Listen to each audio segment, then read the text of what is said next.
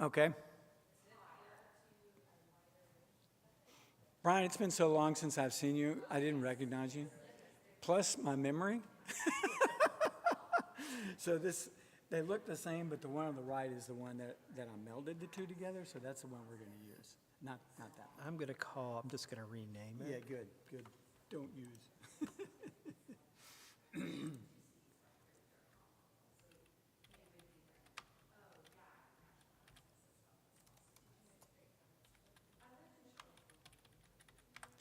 Just so it's obvious. It's fine.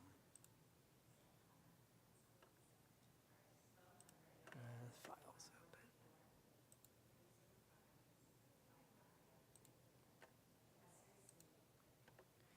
And that one's yours. Oh, so this initial, wait, there might be an initial slide on this one that I didn't copy. Yeah, I'll just change that. That's fine. I mean, all I have to do is put his name in. So you can close that. What old one? That's the one I want. Yep. So if you'll put after Paul Yoder and Joe Webby. Here, I'll let you. That's fine. There you go. Sure.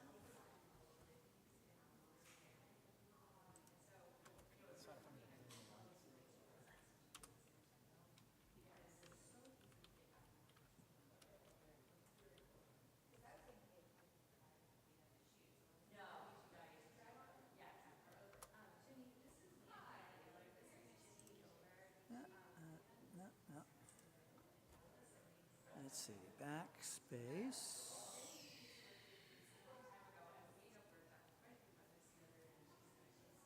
Where's the backspace? I see the delete. I think this will do it. There you go. Okay.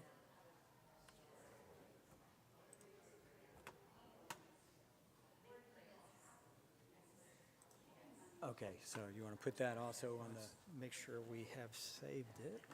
The most important part here. that's the one on the right is the one I've been editing, not the one on the left.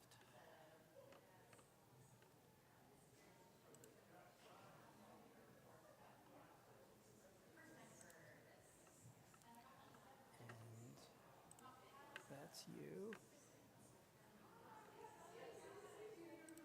And I'm just going to stick this Somewhere else. in downloads. I think Just in case. That's a great idea. That way Don't delete everything. we won't be so confused. So there's Compton's, Okay? and there's Yoder and Webby. Go. Bam! Oh my Paul gosh, Yoder, Paul, good good to to see you. see you. Yes, it's been a long Familiar. time. I know. Oh my gosh. So I have a file on here, Do you prefer Windows or Mac? Mac. Okay. I mean, we're splitting it half and half. Oh It's just gosh. the. Yeah, It doesn't matter to I'm me, gonna need a except I'll be lesson. standing behind the camera, so I may have to run up and help you guys You want switch me to it. take my USB out of there? Yes. And it's plugged in right up. Boy, I wasn't thinking about being on camera. Now you've made me even more nervous. No. I'm only live streaming it to the whole planet, so. Oh no.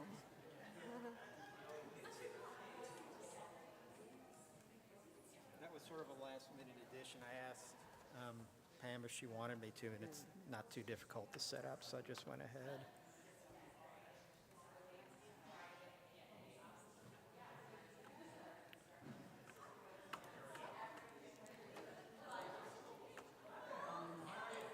And I've got a script I have to follow as well. Okay, yeah, that's it. Lynn Fuchs file. I know there are lots of things on here. Oh, you. Lynn Fuchs, yeah, 2025, but then in there, Vandy Talk 2026. At the bottom, Vandy Talk. And then, let's get the right one. It's the Festschrift slides. That's the most recent one. Thank you.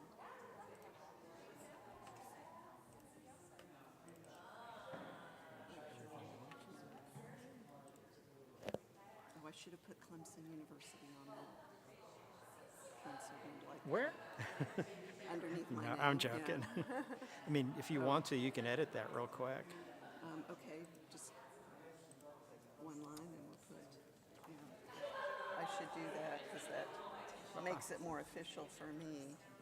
That's with me, my. I'm sorry. I'm switching stuff around here. Boy, you are good. That's it. So let's I'm gonna save save it. that. Thank All you. right. Welcome to Tennessee. Thank you. Well, I went to school here. I have 3 degrees from here. Really? A triple door, huh? I danced in this room. Me too. This is really nostalgic for me. What's going on in Anderson, South Carolina these days? In Anderson. Yeah. Well, it's growing. Yeah, It's growing. Have you been there? I have. Okay. I live in Pendleton. I don't know if you know where that is, but so I'm a little closer to Clemson. My son But was I at do Furman, stuff in Anderson. Okay, yeah. excellent. and I have lots of friends who work there. All That's right. moving. I'm going to check that. It's not erased. And I'm going to put it on. So,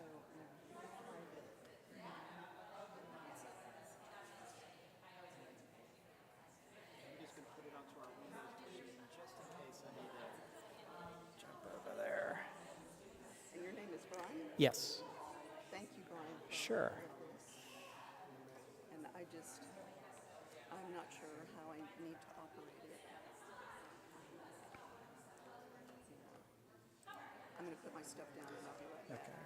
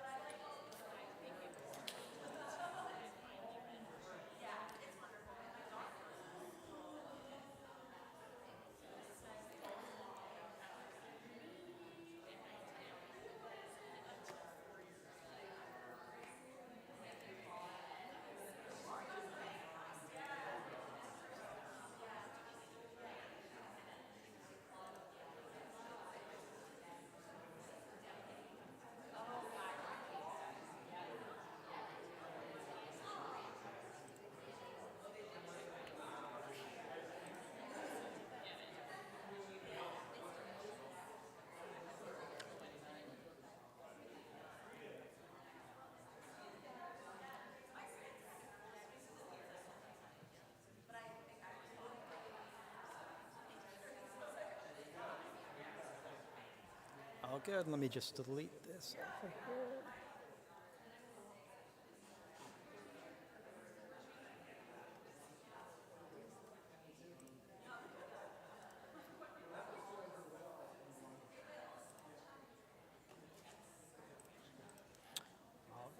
It's on both computers.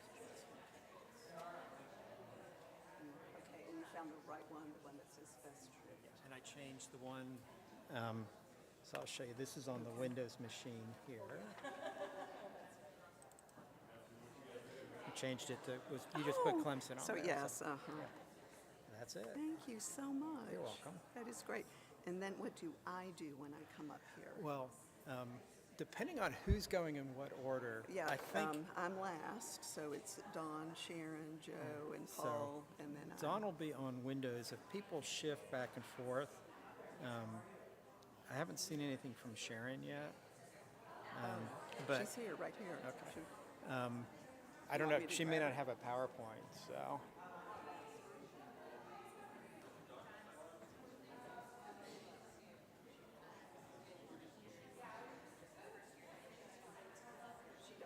Okay. I mean, if you're not seeing it, So then like I said, I I go from Joe and Paul. Okay. And their Windows, I think so. I'm going to ask them. okay.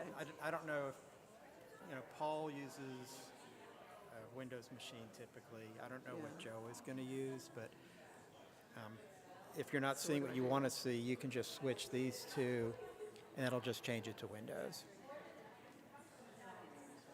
Okay, but And it'll- if I yeah. go back to Mac, it's Mac Yep. here.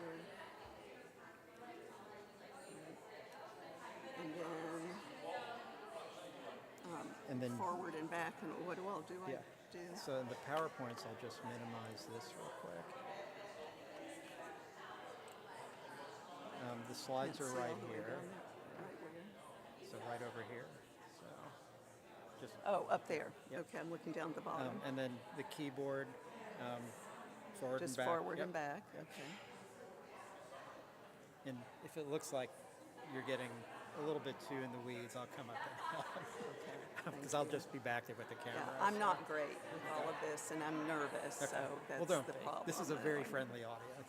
I know that, and I know a lot of people here, Yeah. but it's still, Sure. it's for Lynn. I want it Yeah. nice.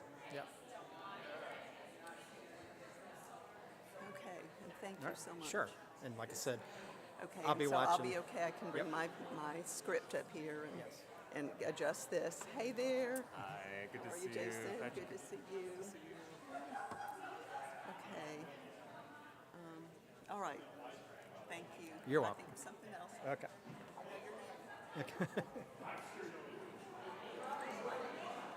That's it. Hey, I'm Brian. Okay.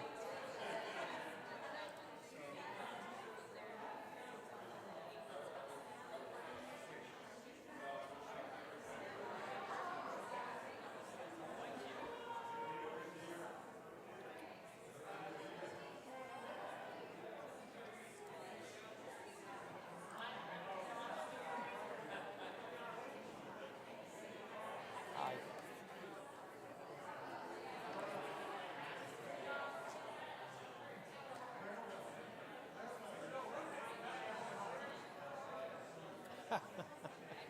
Yes. And I probably have more boxes downstairs if we need them. No, I brought four and then we've got that. All right. I was told to stick them back here. You're hired. Stick them up there, and I was like, oh yeah, I can do that.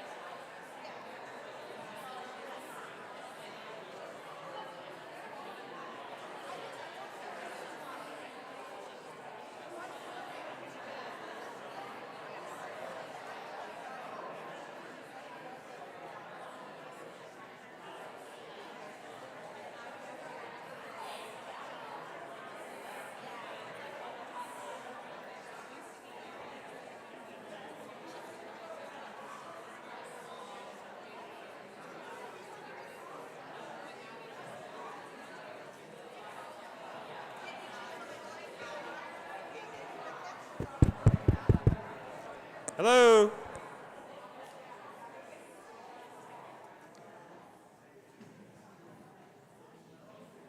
We're getting ready to get started, so just find a seat somewhere and we'll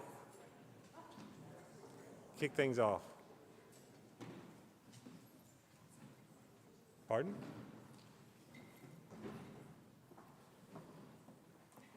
What am I doing? Yeah, that's right, yeah.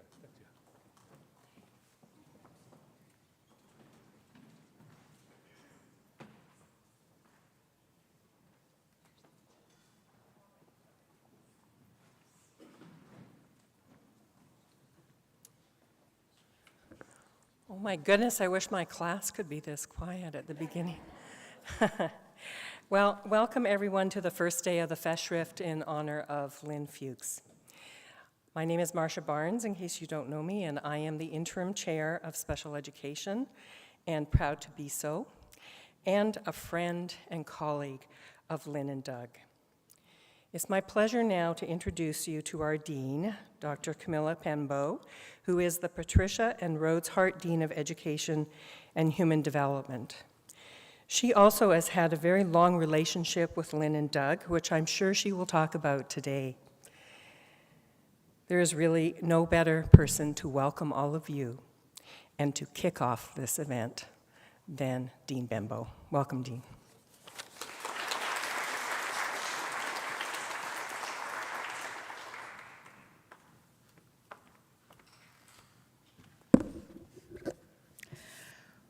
Yeah, good afternoon, everyone, and welcome.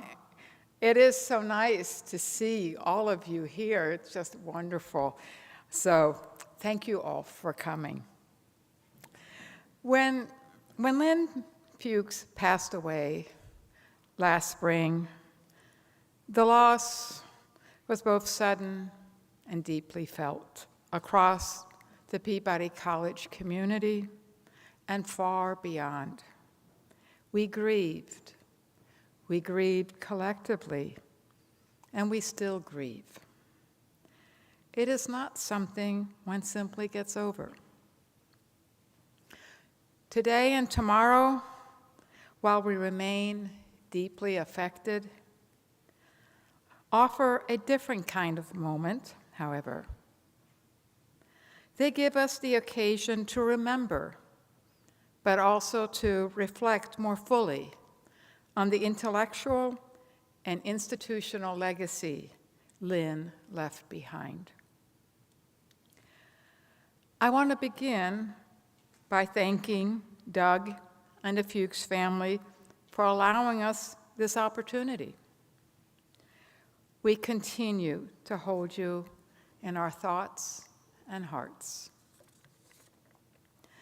As well, I'm deeply grateful to Marcia Barnes, Kim Paulson, Joe Webby, and the whole faculty of Peabody's Department of Special Education for organizing this Festschrift in Lynn's honor.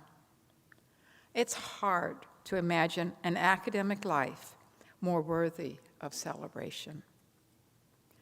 Finally, I want to thank Lynn's many peers, including several former colleagues, who have come to pay tribute to Lynn's formidable legacy in special education. Lynn's career was defined by a rare and powerful combination: methodological rigor paired with an unwavering commitment to improving the lives of children in real classrooms. She went beyond contributing to the field of special education to shaping how the field understands and responds to its central problems. For more than 4 decades, Lynn's research fundamentally strengthened the relationship between assessment and instruction. Through the development of curriculum-based measurement, she helped create tools that allowed educators to make timely, data-informed decisions about student learning. That work, in turn, laid a foundation for broader instructional frameworks and deeper impact, including response to intervention and, more recently, data-based individualization, which is now generally acknowledged as a best practice for supporting students with significant learning needs. These contributions were the product of a coherent vision that rigorous research should directly inform practice, and that the success of students, especially those struggling with math and other topics, should remain the most important measure of our work. As Dean of Peabody College, I see in Lynn's vision an individualized example of the entire ethos that has long animated the Peabody faculty. Always we affirm intellectual rigor, but we do so in the service of a higher ideal, the advancement and flourishing of individual learners, especially those who have long been ignored or shunted aside. It is worth remembering how early that commitment took shape. As an undergraduate at Johns Hopkins, among the first cohorts of women admitted to that university, Lynn, alongside Doug, began developing tutoring programs for children in Baltimore City schools. What might have seemed at the time like a local effort would, over the decades, grow into a body of work that reached classrooms across the country and beyond. The scale of that work is extraordinary. Lynn produced hundreds of publications, secured sustained research funding worth millions of dollars, and generated scholarship that continues to point out new directions of investigation and revolutionary practice. And she was active until the very end.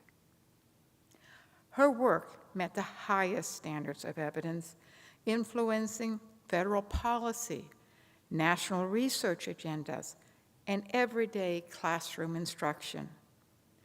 She also contributed her expertise through service at the highest levels, including roles within the Institute of Education Sciences, National Institutes of Health, and National Institute of Child Health and Human Development. Through these and other service commitments, Lynn helped to shape the direction of research in our field. And yet, focusing only on the scale of Lynn's efforts risks missing something essential about how she worked and how she influenced others. Just as important as her scholarship was her role in shaping the people who would carry that work forward. Lynn approached mentorship as a form of intellectual cultivation. She invested deeply in her students and colleagues, helping them to think more clearly, ask better questions, and hold themselves to higher standards, as she wrapped us all in a soft blanket of caring. And I'm one of those colleagues who benefited in all those ways, not just as a scholar, but as a teacher and leader. She made me better. By powerfully combining creative scholarship, mentorship, and her extensive service, Lynn helped define what scholars do when they are at their best. They draw connections between theory and practice. Their thinking crosses disciplines, and their findings lead to innovation. Her influence is woven into the fabric of this college, including every department, and into the work of her peers far beyond it. When she spoke, ever so quietly and ever so softly, we became quiet and we listened. I still see her lowering her reading glasses, and beginning to make her comments after she had shared her reviews and assessments. That image will always be carried with me. It surprised exactly no one that Lynn earned the highest honors possible for so many organizations, including the Council for Exceptional Children and the American Educational Research Association, and capped those off by receiving the McGraw Prize. At Peabody, she was rewarded with not one, but 2 endowed chairs over the course of her time here. Reflecting on her legacy, what also stands out is the way she interacted with others. Lynn's work was ambitious in scope, but personal in its commitments, many of which were shared. Surely, her almost lifelong collaboration with Doug is the premier example of this. Of course, I recognize this in my own co-leadership of the study of mathematically precocious youth. There are partnerships that cross multiple dimensions of life to create something of much wider meaning. Doug, where are you, Doug? I don't see you. I know I saw you. There you are. Doug, we are honoring you in part with this Festschrift too. Today and tomorrow, as we remember Lynn, we honor not only her achievements, but the models she provided for how to build a career that changes a field with ripples that will go on and on. Thank you, Lynn, for your devotion and what you gave to us. Thank you.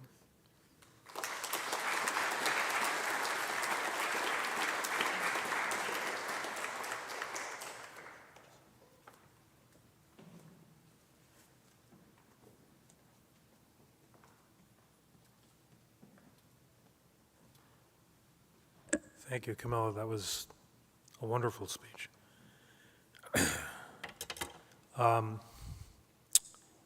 Where's my speech? I was asked to give a personal talk, a very different kind of talk than I'm used to giving, but a talk that really didn't focus on her work, since that's what most of today and tomorrow will be about, but rather focusing on Lynn, how Lynn became Lynn, in a sense. So, what I'm going to be talking about mostly are 2 things in this personal message, I guess, talk. The importance of family and the importance of teaching. So, Festschrift. Festschrift, as I read about it online, is defined as a collection of academic writings, such as essays or studies contributed by colleagues, students, and peers to honor a distinguished scholar or academic figure, often published upon a researcher's retirement or major anniversary. It serves as a tribute to their impact on a field. I want to thank the organizers of this event, Marcia Barnes, Pamela Seethaler, Kim Paulson, and Joe Webby. Thanks to the presenters who were chosen on the basis of their very good work. And thanks to you, the audience, who made coming here today a priority in your busy lives. I thank you very much. Heartfelt thanks notwithstanding, the truth is that if Lynn were alive, I doubt she would have appeared. These are the words and phrases I imagine she would have used when arguing against the event. Over the top, unnecessary, wasteful, embarrassing, come on. These imagined words reveal two aspects of her character that I'd like to briefly discuss. First, as many of you know, Lynn was a private person. Yes, she could be sociable. She genuinely enjoyed people. And as some of you know, she had a great infectious laugh. But her preference was to keep thoughts and feelings to herself. In a similar vein, she was uncomfortable in the limelight, even when she knew she deserved it. She just didn't enjoy the attention. As some in this room can attest, she disliked clothes and jewelry that glistened and glowed, that, in other words, brought attention. Her favorite two-word dismissal of such objects was, "It sparkles." A related reason for Lynn's imagined boycott of this event is that she was a most unassuming person. This is how ChatGPT defines those who are unassuming: humble, down-to-earth people who do not seek attention, do not brag, or act superior. They have a quiet, unpretentious nature, often focus on teamwork rather than personal glory. They are described as unobtrusive, reserved, and genuine. Sounds pretty much like Lynn, right? I attribute this characteristic to biology, or more specifically to her father. Leon was a farmer and raised in a big family in a small hamlet 10 miles from Freehold, New Jersey. At that time, central New Jersey was rural. Very little but rolling pastures. Leon read the Encyclopedia Britannica after dinner. Although he said very little, he was affable and very much at ease with himself.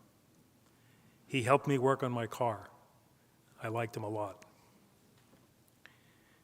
Lynn's mother and mother's mother, Bubby, were as voluble and gregarious as her father was retiring.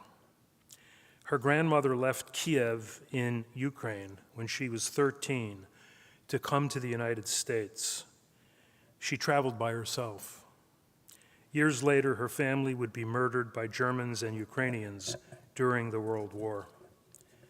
Bubby worked in the garment district in New York City. She was paid poorly, despite that she was a talented pattern maker. She made most of Lynn's clothes. Once when Lynn and I were walking in Greenwich Village, we passed the Brown Building. In 1911, it was known as the Triangle Shirtwaist Factory. In March of that year, a fire broke out, killing 146 garment workers. Most were Italian or Jewish immigrants, aged 14 to 23. Knowing the history of the building, Lynn stared at it and then cried. She told me she couldn't help but think that Bubby could easily have been one of the victims. Lynn's mother, Beatrice, or B, was raised by Bubby and her father in Brooklyn. B was the only girl permitted to attend a Hebrew school in Brooklyn for reasons I never understood. She eventually read Hebrew fluently. She played in a celebrated mandolin orchestra and smoked cigars. According to Lynn, B's cooking was not fit for eating.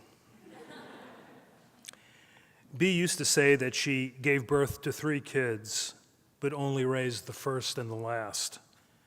Lynn raised herself, she said. Lynn spent entire summers as a child living with Bubby and her grandfather. Every day, Bubby and Lynn would share a cupcake celebrating Lynn's birthday. Every day. At age 4, Lynn had taught herself to read. When she was in second grade, she told me, her favorite out-of-school activity was to teach the neighborhood kids to read. In 8th grade, B enrolled Lynn in Rutgers Prep, a well-regarded private school in New Brunswick, New Jersey. Lynn made many friends there. She was a member of a jug band and was a cheerleader. She appreciated the rigor of the school's academic program and graduated summa cum laude.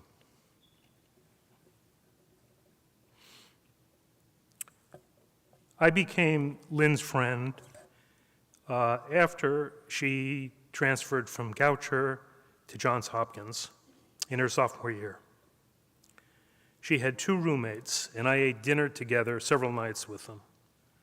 In Lynn's senior year, she and I started a Saturday school for the kids in her working-class neighborhood. We enlisted Hopkins friends majoring in physics, chemistry, and English to join us. They'd bring chemistry kits, simple machines, and books. We'd take trips outside the city to visit friends who had a farm with farm animals. It was a lot of work and a lot of fun. We then submitted a proposal to the city of Baltimore to fund a summer program for kids in the neighborhood. It was funded. It ran for 6 to 8 blistering hot weeks in the Strawbridge Methodist Church.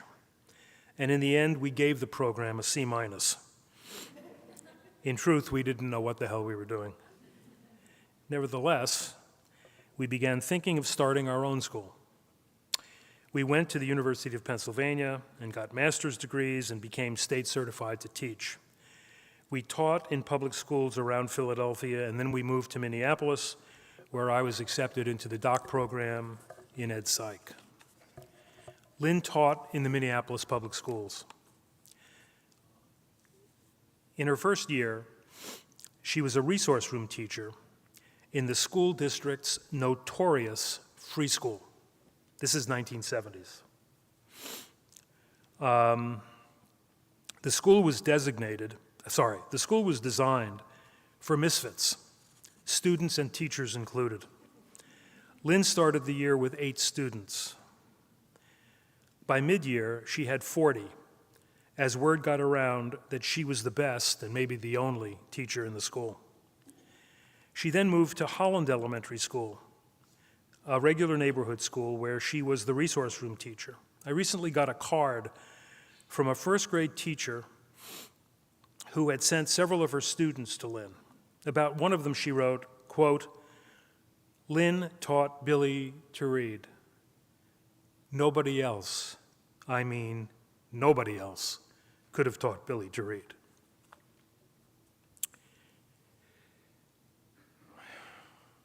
I'm going to end with Matt's contribution. Matt is my son, and he was coming with me here until he got sick.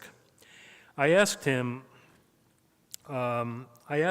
what he might have said had he been here, and this is what he wrote.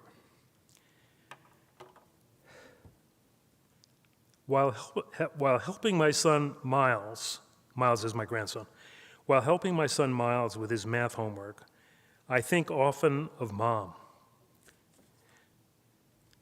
When I was 13, she tutored me almost every night in math. Her patience was bottomless. When it was clear I was thinking about something else, usually baseball cards or girls, she could wait and wait and wait.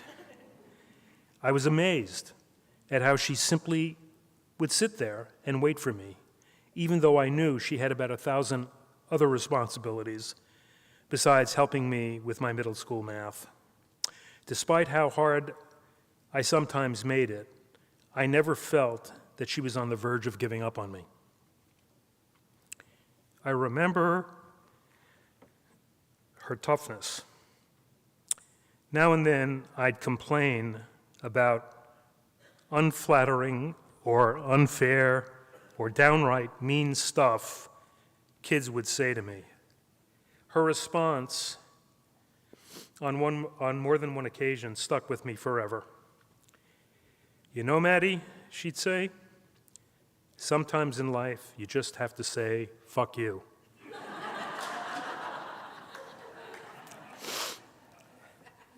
She modeled that mentality every day. Mom knew who she was, and she couldn't have cared less if you thought differently.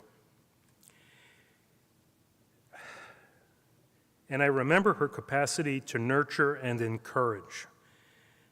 I always wanted to be a writer, but it wasn't until my mom told me she knew I could do it.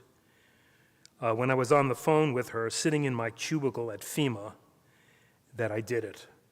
She saw the best in people before they saw it in themselves. My son Miles is a sensitive kid like I was. He needs nurturance, he needs a thick skin.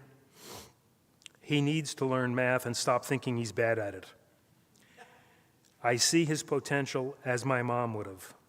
Sometimes I want to yell at him when he's not concentrating, and sometimes I do. But because of my mom, I've got the capacity for patience and tough love. The balance of patience, toughness, and nurturance will always define for me how special my mom was. I hope and expect that that balance will not die, but will live on through my parenting. Sitting quietly with Miles, waiting for him to find his focus, I'm still my mom's student. That's it.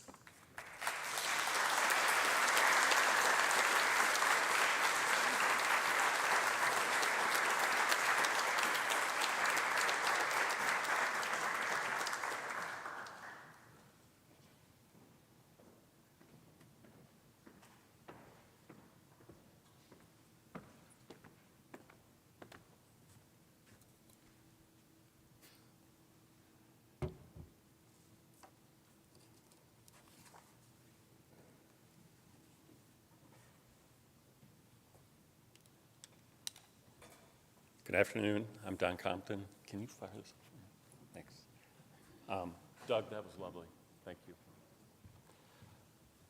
I had a bit of a moment this morning in my room, and I really hadn't had one yet. I was reading over my slides, and I started bawling. So I decided I'm going to read something to start, and if I can get through this, I'll go on. This is my first slide. Beautiful, isn't it? This is the snowstorm we're hoping to get in Colorado because we need water. But I'm going to read this, and then if I get through it, we'll keep going. If I don't, I'm just going to leave. It's a great privilege to be here and help celebrate the life of my friend and colleague, Lynn Fuchs, while also recognizing the truly remarkable partnership between Lynn and Doug. That was good. I was at Peabody College at Vanderbilt University for 15 years and had the opportunity to work closely with Lynn and Doug during that time. Many of you know that many of you know that the three of us spent great deals of time together, whether it was in New York, La Jolla, San Diego, their house on the cliff in Nashville, or in our offices on campus. But none of those moments would have been possible without our beginnings. So, I hope you'll indulge me as I reflect somewhat autobiographically on how it all started. While these memories are deeply personal for me, I suspect many of you will recognize something familiar in your own experiences with Lynn and Doug, and perhaps reflect on how those relationships shaped your lives, both professionally and personally. Okay, I did it. Okay, let's see here. So this is working with Lynn and Doug, science, collaboration, and a remarkable friendship, a tribute to my friend, colleague, and mentor.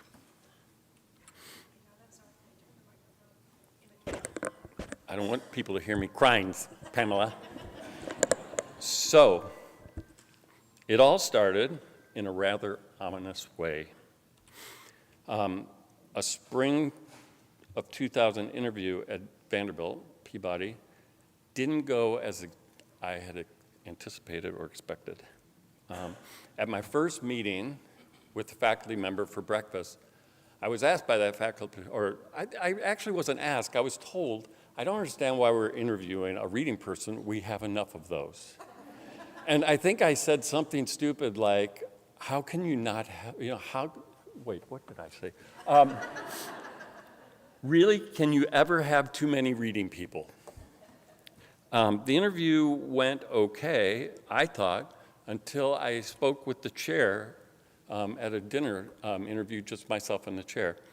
And it was interesting in that chair started to talk to me about other jobs I should apply for.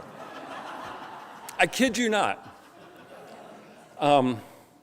So at that point, I was like, okay, I got a dinner, and I've got some ideas on where I'm going to be going next.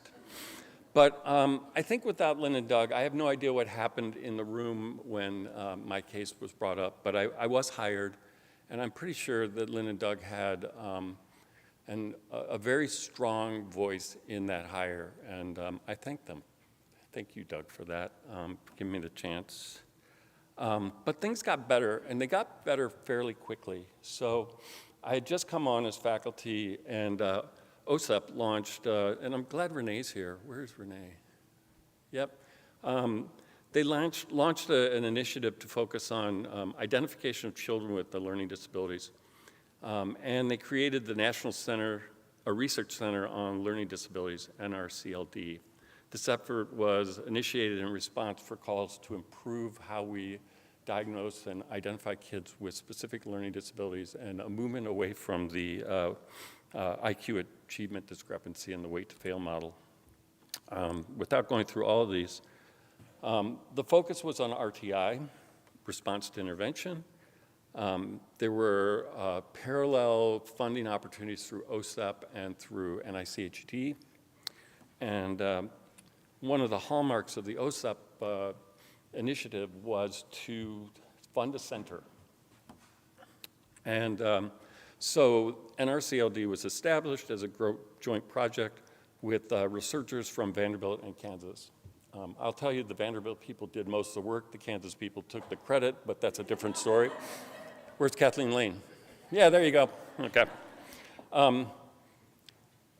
So the center was formed to address the complex issues surrounding specific learning disability identification that arose during a summit. And the idea was to shift the focus away from IQ achievement discrepancy formulas to responsive intervention. What I want you to kind of look at is, this is the grant team. I was the only junior member. I was a brand new faculty member. And so while I wasn't a person who was steeped in sort of the systems-based research that the center really took on, Lynn and Doug, particularly Lynn, I'm not sure about Doug, trusted me to take the lead on the screening and risk portion of the grant that included a large prospective study comprised of a large first grade battery, progress monitoring, and then follow-up. And that was a big deal. That was a big deal for me. I think it was a big deal for Lynn and Doug to trust somebody who was at my stage to come through for them. Because there were other parts of the grant that they had to worry about in terms of looking at responsiveness and looking at models for cutoffs and all these things. So I took this on. And this was critical work for kind of figuring out how this system would be operationalized. And to this day, I sometimes wonder why they did that. Because it probably would have been easier for you guys just to do it yourself. But it was sort of mind-blowing at the time for me. But luckily, good things happened. So what do? Well, we demonstrated that the precise classification of early risks for RD and dyslexia could be achieved with the area under of the curve greater than 0.9. That's massive. Nobody else has done that. We help establish that the potential of looking at response as in terms of slope of kids' word identification fluency as a unique predictor of whether kids will become reading disabled or not. And one of the things I'm most proud of, particularly in the era that we live in right now, is this study was from 2006, and it was the first study to use machine learning to develop classification rules. And I had to go and learn how to do classification and regression tree analysis from these guys who, we didn't speak the same language, but I learned it. And so I thought it was a really cool and unique thing. And the thing we learned in the next study is it doesn't replicate very well, but still it's cool. Which I'm going to say is probably true of a lot of stuff we're going to see in AI coming up here, but that's a story for another time. So we followed up this with a second study, and it was the first attempt at trying to replicate our own models using an independent study, which does not happen very often in these type of grant situations, just because you don't have the ability to do that. We reported that measures of dynamic assessment, how kids' short-term learning, how well they can do short-term learning tasks, improved classification, adding to the idea of learning potential as an important dimension to consider in screening. We also showed that some of the common school assessments, such as running records, did not add to classification at all. And we were also the first to advocate for a two-stage gated procedure to improve the efficiency of early screening procedures, which is, it's easy to find kids who are not at risk with one test. You can give them that test and then push them on their way and spend more time with the kids who you think are at high risk.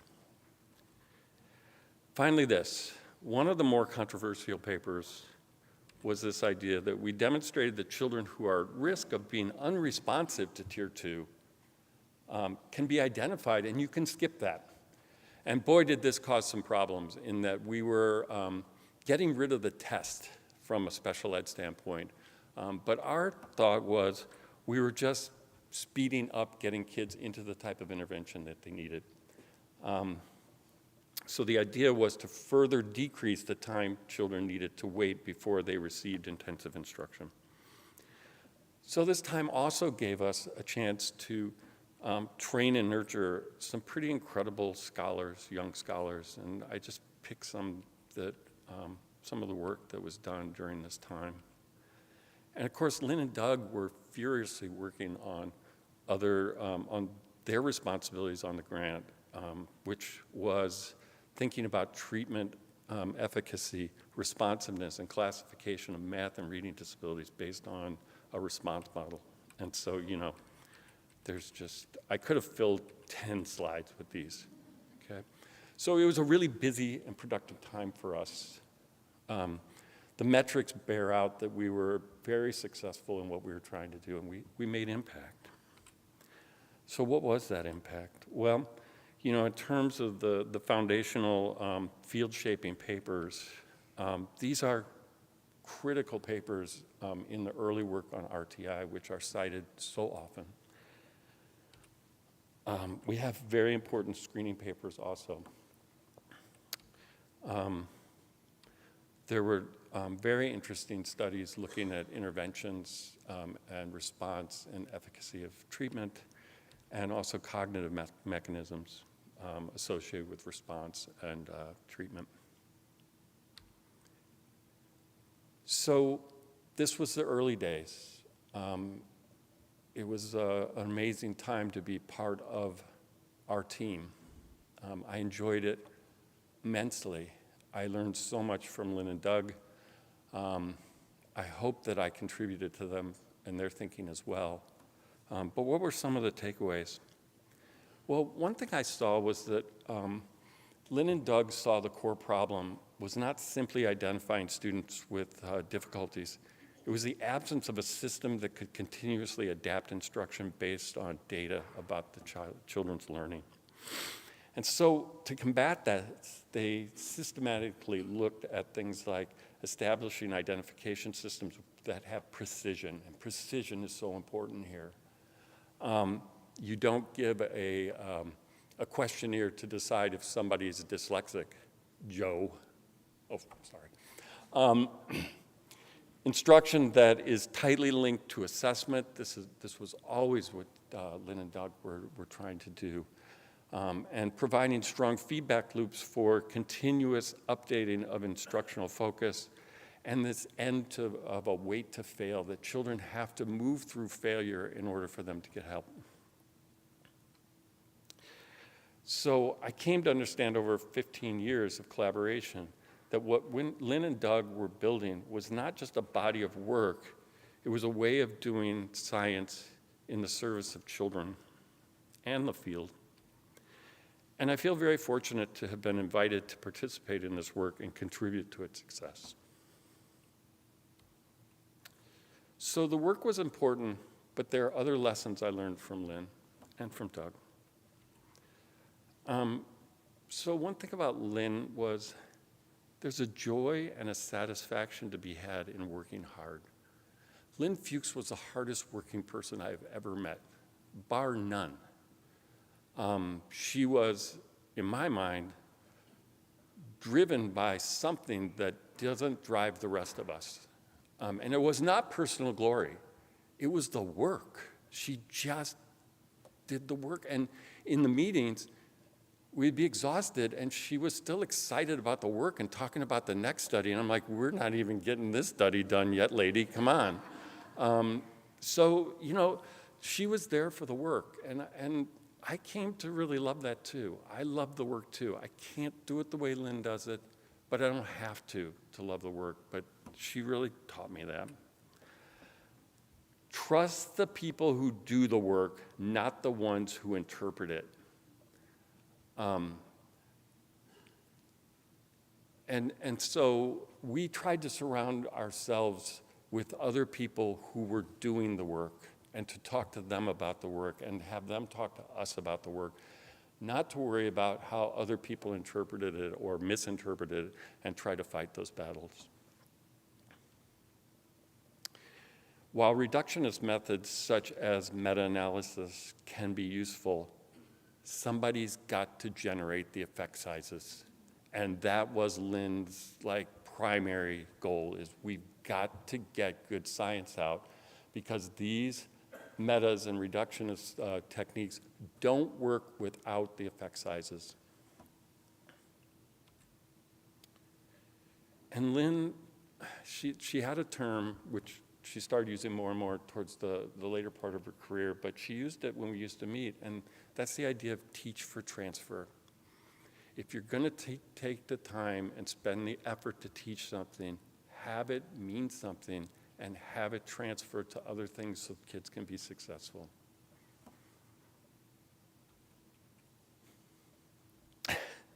When you have visitors, make sure you treat them well, even if it means cooking an entire salmon in your dishwasher. Do you remember that one?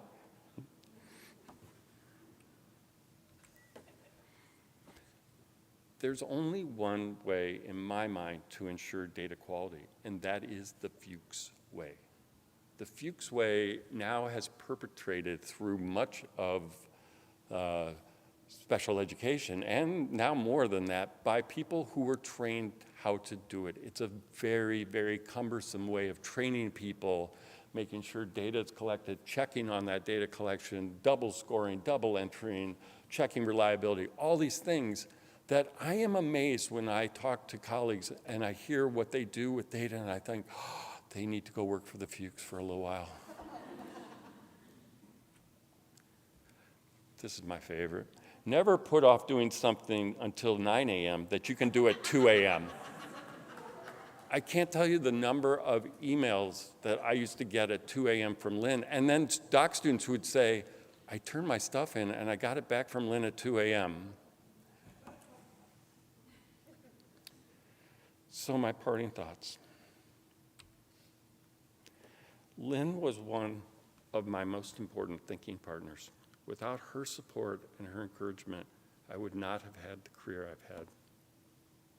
Please don't evaluate what that career is right now. Lynn's mentorship during my time at Vanderbilt, she volunteered to be my mentor, which I'm not sure why she did that, but I appreciate it, meant I always had one of the most influential people on campus in my corner. I can't tell you how important that was as I was trying to learn how to negotiate what is a complicated system at Peabody College, in that there are many, many stars and just a few of us regular soldiers, and trying to fit in with that takes time and takes learning, and Lynn always was willing to help me with that. Once I moved on from Vanderbilt, I tried to apply the lessons learned from Lynn to my own professional conduct and my approach to our trade, and the lessons were well learned, and I relied on them often. To this day, I miss running into Doug and Lynn at conferences and various gatherings and spending hours catching up and, quite frankly, gossiping and you know, figuring out what's new, what are we working on, where are we going, you know, what should we do next. But most importantly, I just miss Lynn. Thank you.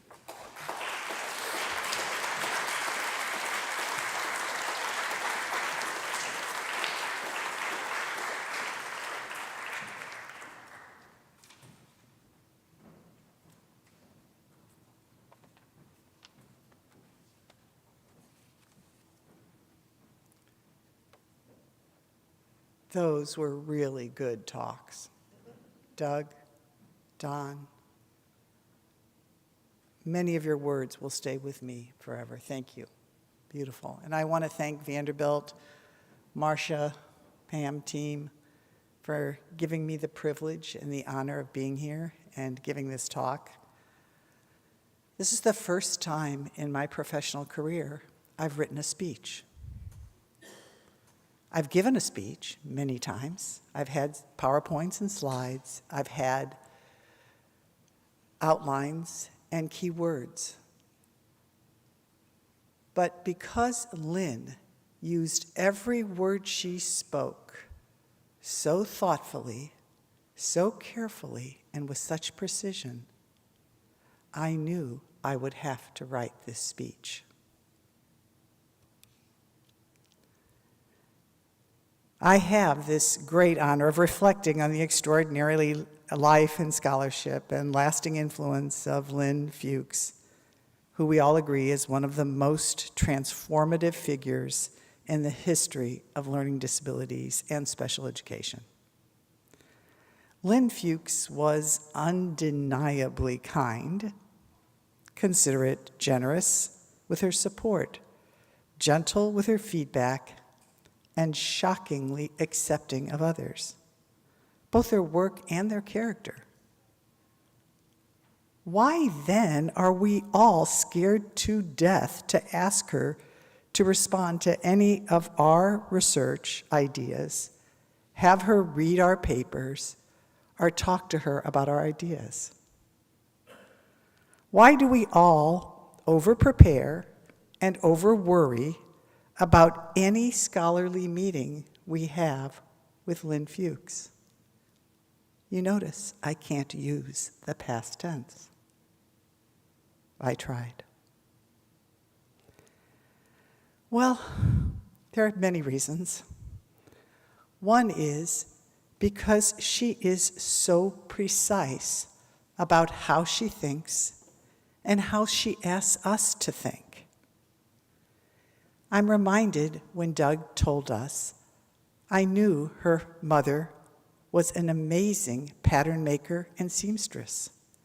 And I had this vision when I would meet with her of her mother sewing these incredibly precise clothes perfectly. And Lynn, even just by watching, understanding the value of that kind of precision.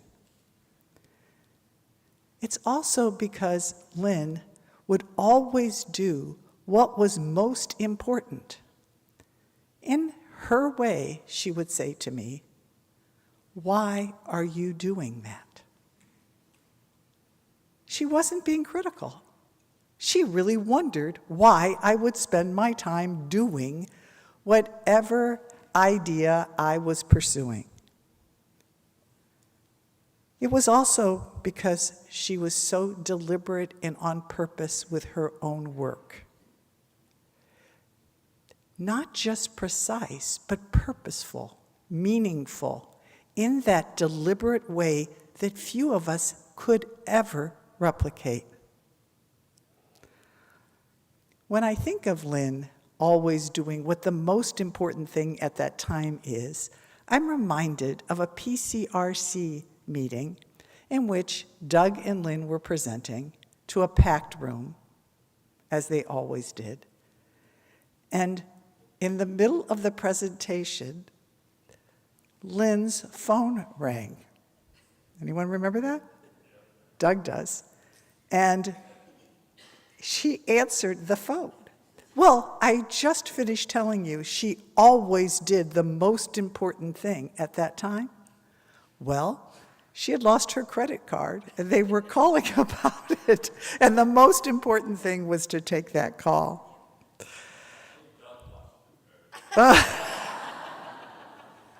Of course. Of course. I was an assistant, untenured faculty member at an OSEP meeting. It was a research meeting. I was in a small group working, probably for Renee, and Lynn Fuchs was in that group with me.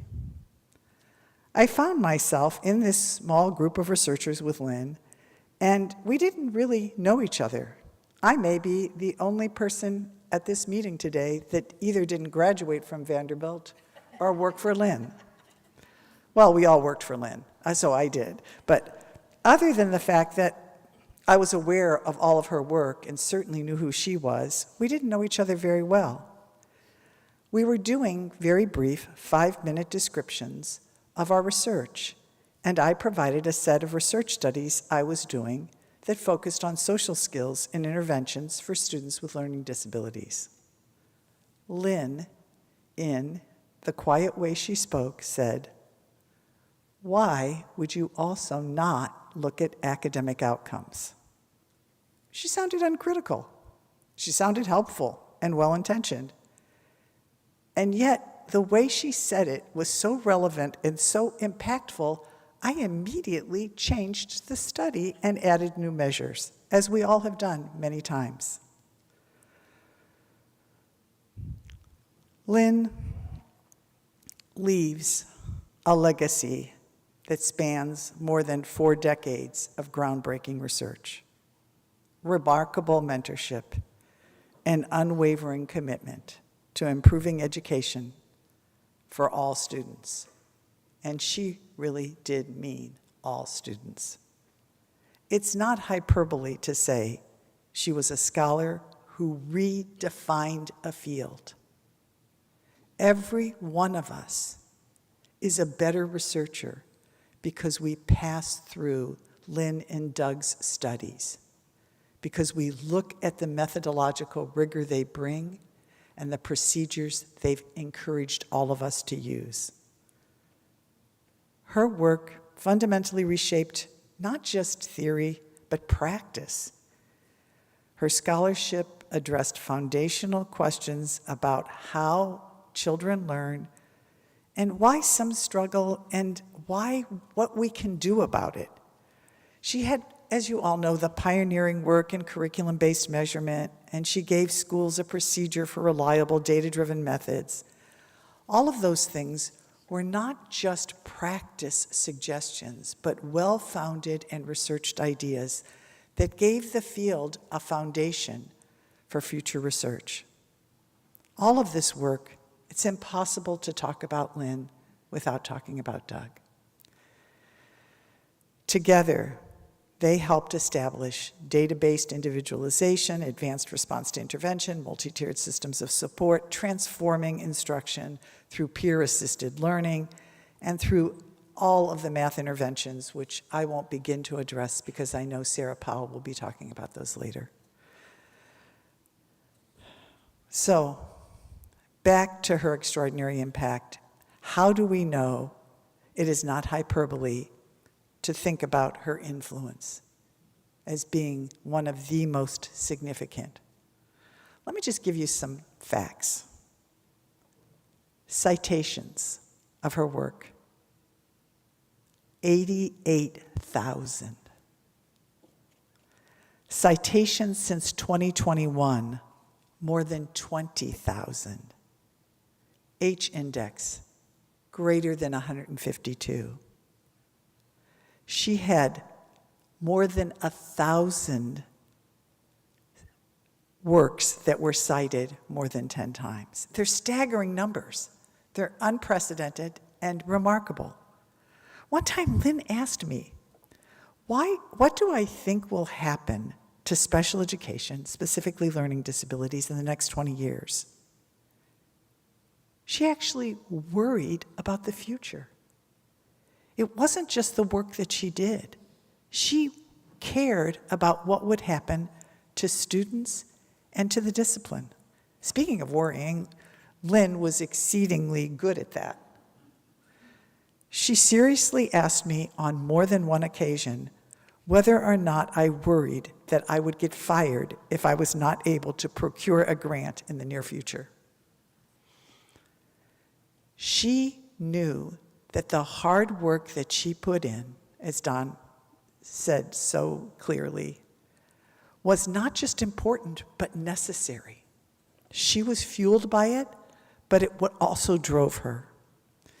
This, if you will, enduring impact is not just about our generation. It's multiple generations. Her work does live in the systems, the tools, the practices, and every day that supports teachers and educators. However, despite that influence, she told me on numerous occasions that she did not think it was her job to make sure the work was used, just that it was high enough quality to be worthy of being used.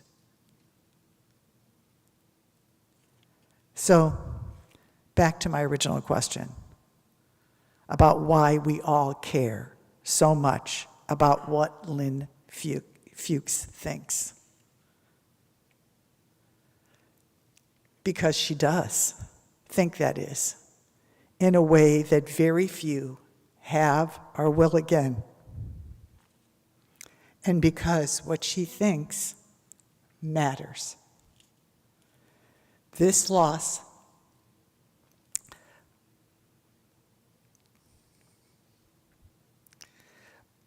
belongs to Doug and her son and her grandson and grandchildren and others who have loved her for so long. But also, the loss belongs to the future of special education and is unlikely to see the likes of anyone even close. Thank you.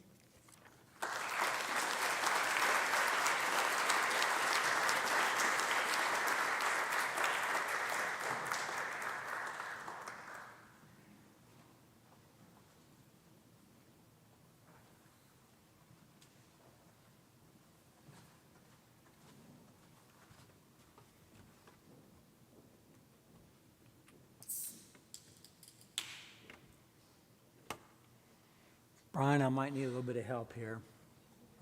Yep, I do. This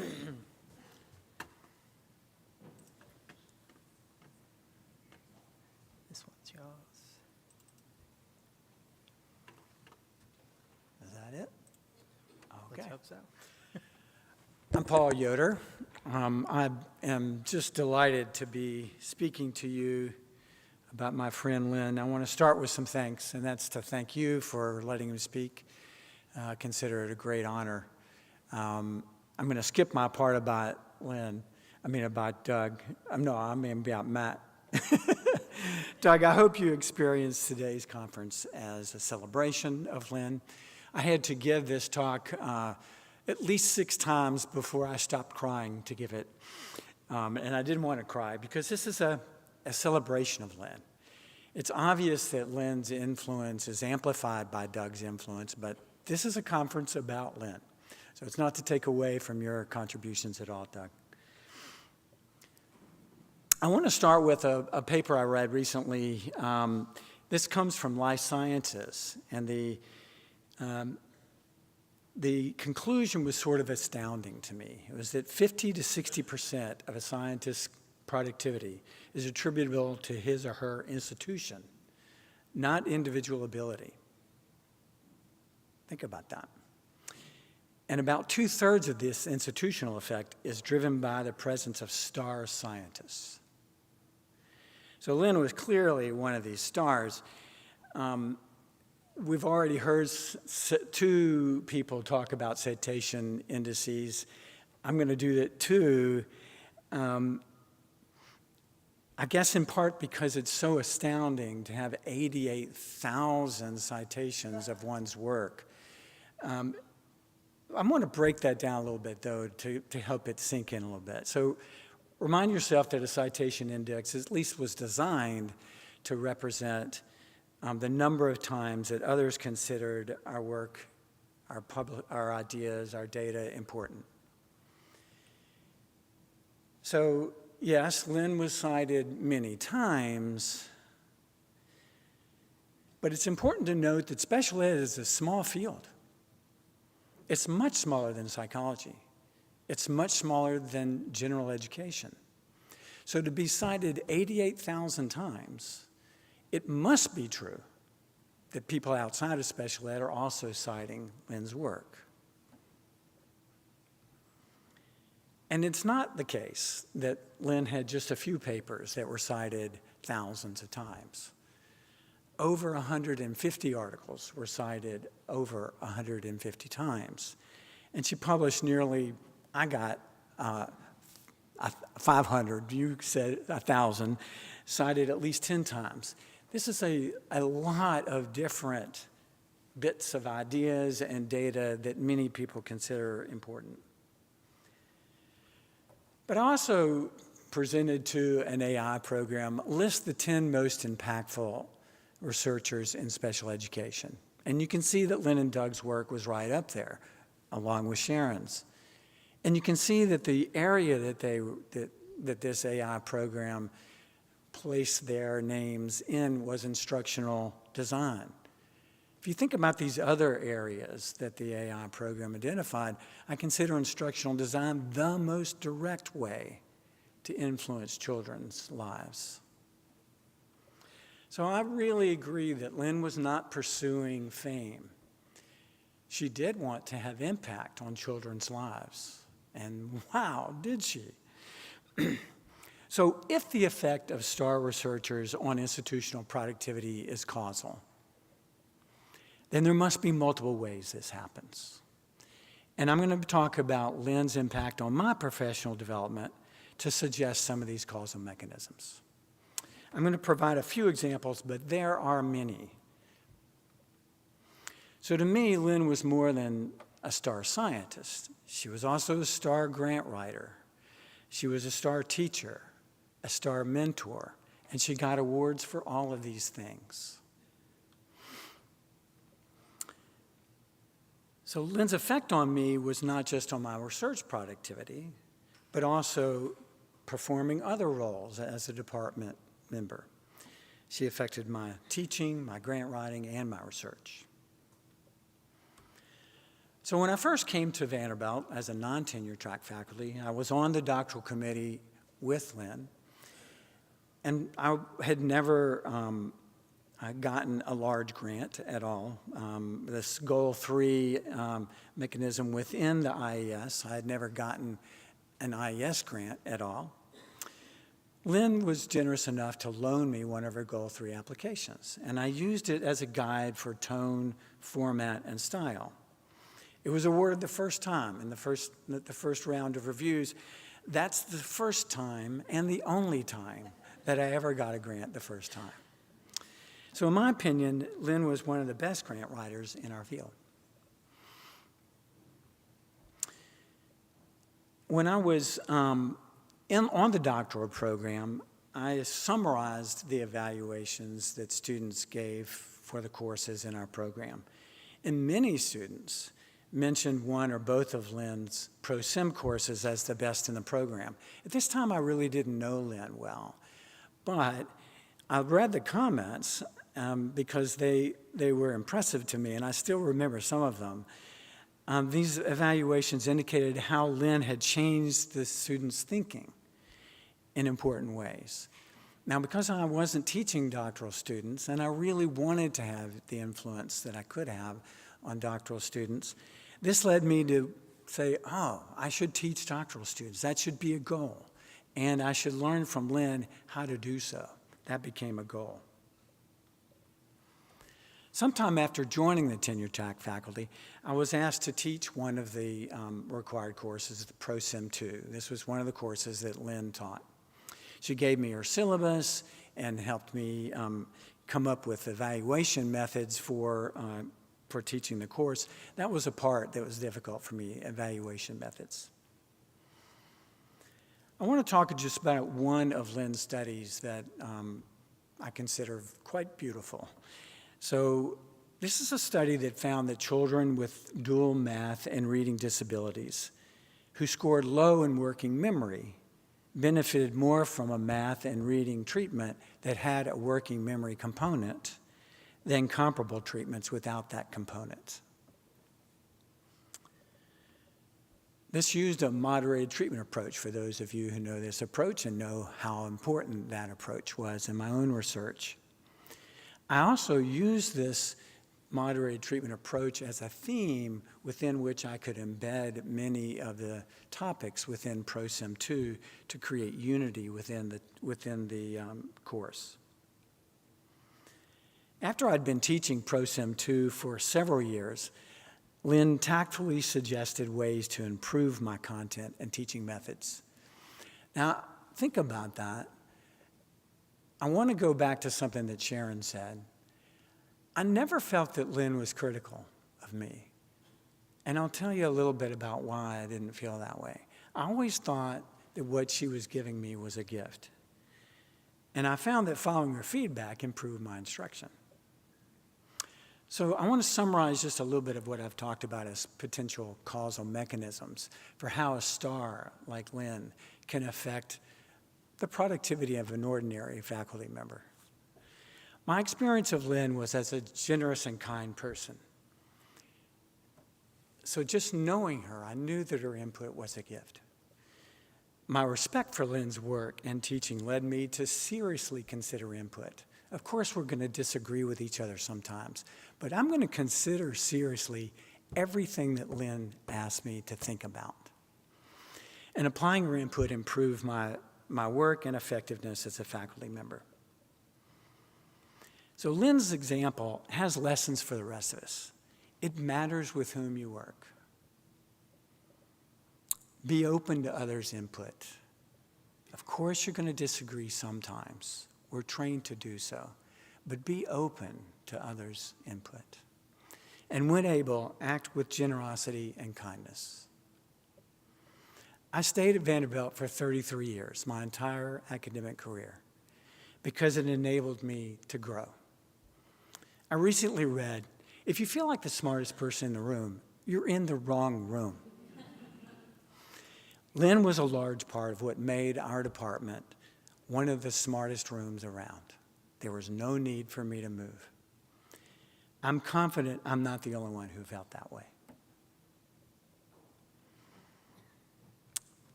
I believe it's time for Joe to talk.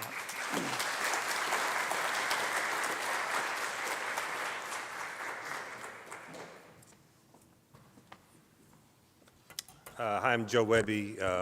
I've decided that I've been here for the 4 decades that Doug and Lynn were here, so maybe the oldest person, longest tenured person who've known Doug and Lynn since their time at Peabody. And I have the privilege of being able to talk to Lynn, about Lynn, from the perspective of a doctoral student, as a research fellow at the Department of Psychology, as a new faculty member, as chair of the department, and most recently as organizing a new dyslexia school and center here at Vanderbilt. So I really feel like that I've had the pleasure and the privilege of being able to experience all that Lynn offered in these different capacities. So I'm not going to go through all that process. I can tell you that, when Doug and Lynn came in the 1980s, there was a lot of buzz about them being there, and I didn't know what the buzz was about. But then I caught up in the wave, and then I was a student working in behavior and didn't have a lot of interactions. But when it came time for my dissertation, I solicited some feedback from Lynn. And my dissertation was about kids with behavior problems and classrooms and so forth. And she agreed to look at my proposal, and she said, "You need more money." And she immediately sent me and helped me craft a proposal to the graduate school that got me more money to allow me to do a much more rigorous job in my research, and it just made that impression that she did not have to do that, but she did.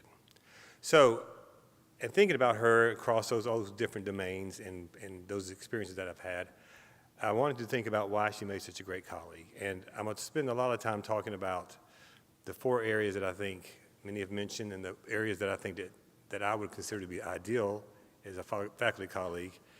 Someone who's gracious, someone who's efficient, somebody who's humble, and somebody who's funny.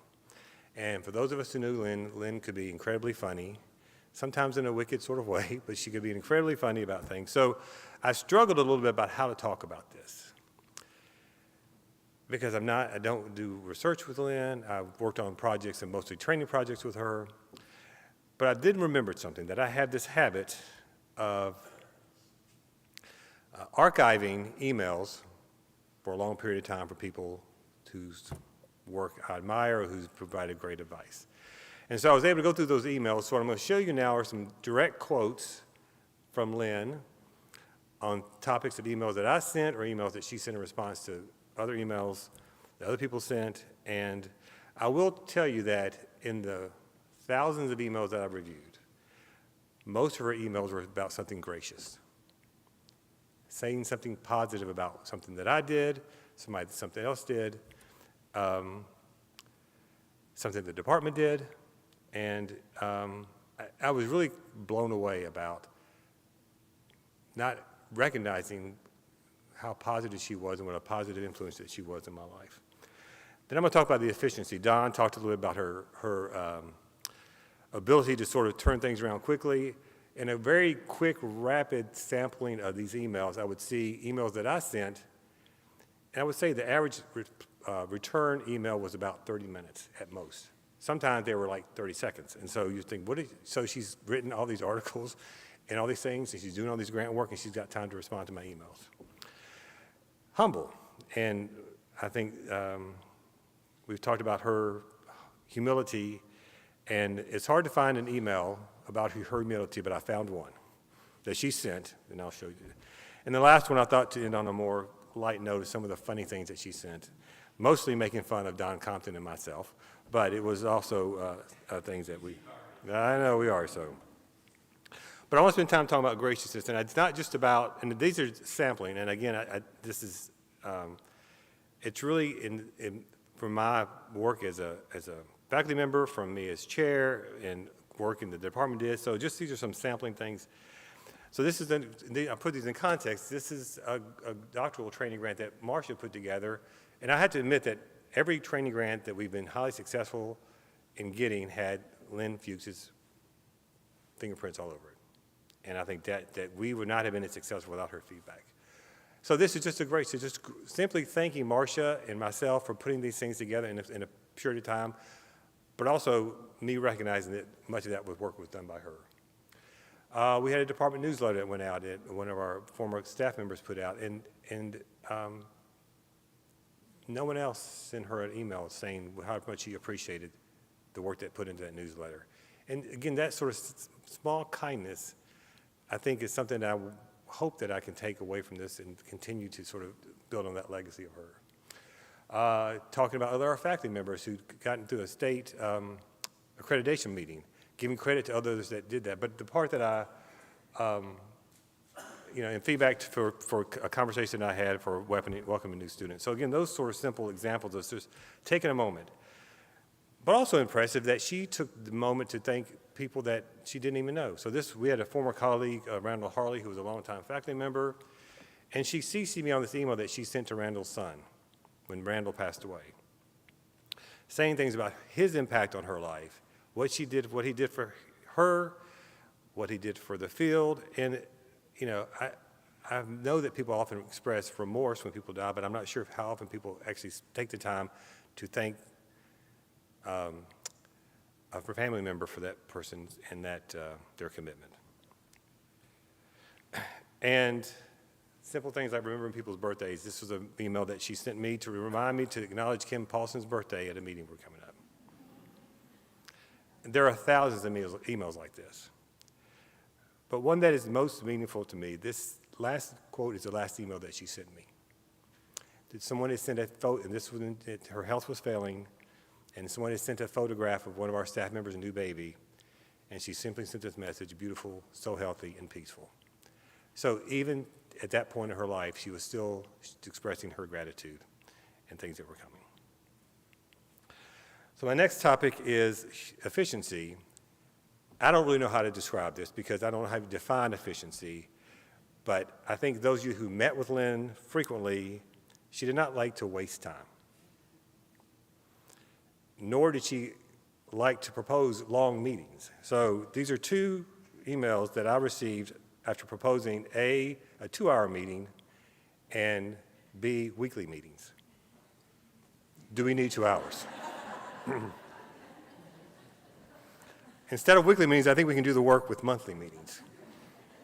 There are also several emails because I proposed a lot of these things, and her efficiency was amazing. The third category that I think made her such a special person to work with was her humility. And as many of us said, she did not do this for glory. She did it because I think that work would matter to her, and she knew that work mattered to the field. So she sent me one email in the entire time that the archive that I have, and that I think expresses, "Hi, Joe, at the risk of bragging, I'm passing this on to you. I feel so proud of this." This was an email that she received from a former student who had taken her pro-sim class and had gotten an IES score of 1.89 on her first submission, and she gave Lynn the credit for getting her to that place. And I see several of our former graduates here, and I'm also very proud to announce that we've had many of our graduates who receive early career awards because of taking pro-sim from Lynn. But I thought, this is it. And she was apologizing because she thought she was bragging on herself. So that humility, I think, is,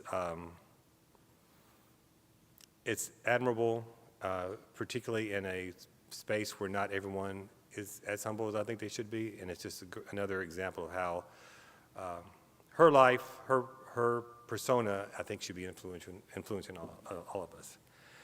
The last thing I want to talk a little about, and then I'll add some final remarks, is this issue about her humor. And believe me, I mean, with the crowd that she hung around with, she probably had to be funny. I laughed about a lot of different things. But these are some examples of emails that she sent me, and again, I'll go through this. So she was responding something about a grant that we did not get funded, and she sent this email, "Thanks for letting us know. Our batting average is still respectable.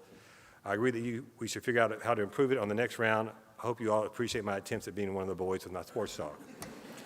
And as Doug can say, her sports talk was not exactly one of her lesser known skills that we would talk about.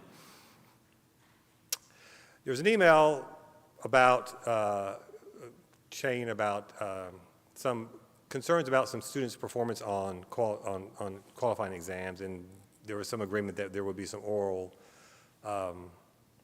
remediation in terms of like having them meet with some people about, to flesh out the questions. And I think her response to this one, "Be fine with me. Be sure to ask about measuring oral reading fluency by watching students' mouths as they read silently," was her way of saying that she was not very happy with some of those things. This last series of 3 emails came about. We had a former colleague, Craig Kennedy, who was the chair of the department, went to the dean's office, and then went to Georgia, dean of the College of Education at Georgia, then went to a provost position at UConn. Don had sent an email about this. And in that email, he made some comment that maybe Joe should be going to the dean's office. Maybe it was predictive. And Lynn's response was, about Joe, I don't know if he has the right wardrobe for this trajectory. I don't think she'd appreciate my tone. But then she wrote back, I made some smart comment. She wrote, Don would make a great dean. But literally 30 seconds later, the next email said, I forgot about the flip-flops, though. There was a comment that for those who are at Vanderbilt spent an inordinate amount of money for a new logo. And our logo was an oak leaf and something. And Lynn had found, or somebody sent Lynn a Russian newspaper that had that similar V, upside V with an oak leaf, and her response was that we ditched it because the Russians stole it from us. I have this relationship with Joe McLaughlin about, we used to have a Peabody party at CEC, and Lynn sent me this email saying that Joan was talking about going to the Peabody party at AERA, so Lynn suggested that I go with her, and whether or not Joan actually said this or Lynn was trying to make a joke about that, was saying that it would be a punishment to go with, my punishment to go with her because I never gave her a ticket to the CEC party. And finally, this one I think Camilla can also relate to. There was an email about some renovations of, I not forget which building on campus, and somebody had made a comment that they were hoping they would get rid of the mold in that building, and Lynn said they're boxing it up into small packages and selling them to help pay for the renovation. So again, these are just examples of her ability to, the combination of intelligence, kindness, graciousness, humility.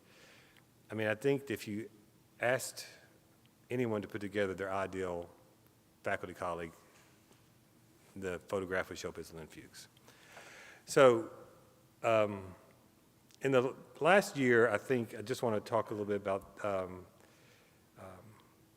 I think because I knew Lynn for so long, was privy to some more private conversations, and she was very helpful to me as a faculty member. She was, and Doug as well, interested in my children and my children's success, my success. But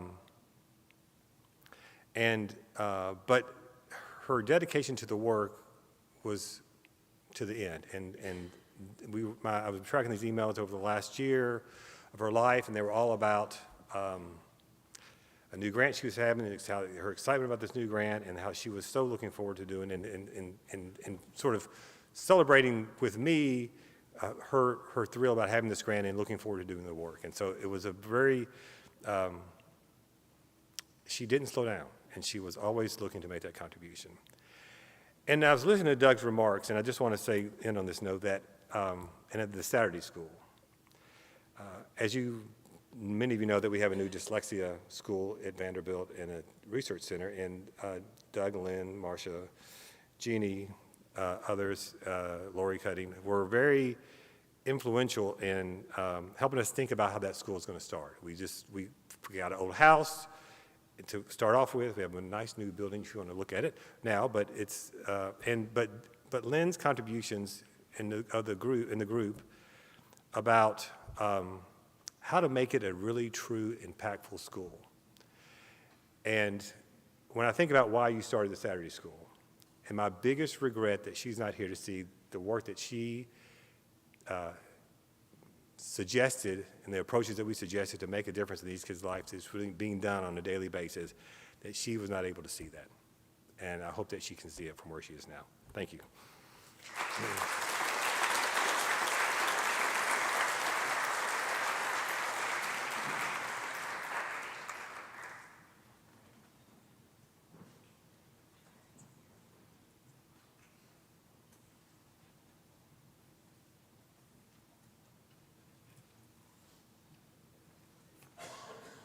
Thank you, Brian. Need some help here. Thank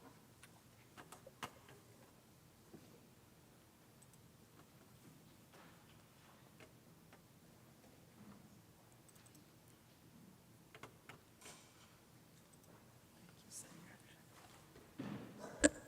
Senator. I'm a little shorter. Hi, I'm Pam Stecker from Clemson University, and it is truly a privilege to be asked to speak on behalf of doctoral students, of Lynn's. I was one of her first students. I met Lynn in 1985 when Lynn and Doug first came to Peabody. And I am a proud Peabody graduate, an undergraduate, George Peabody College for Teachers. I was in the last class admitted while it was before we merged with Vanderbilt. So this is very nostalgic for me. I was in this room dancing, Peabody dances, and I took physical education classes downstairs, and our local, our CEC chapter, our student chapter, sponsored local students with disabilities, and once a month we had them here on Saturdays, and we had lots of activities in this building and out on the front lawn, which I noticed is not really there right now. But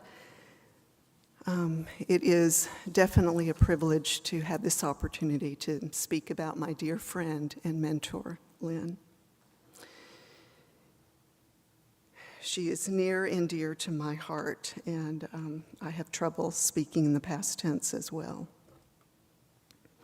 You've heard many, many wonderful things about her, and I don't know what I can share in terms of scholarship. I mean, this distinguished audience, I can't tell you anything more. And I thought, what can I talk about?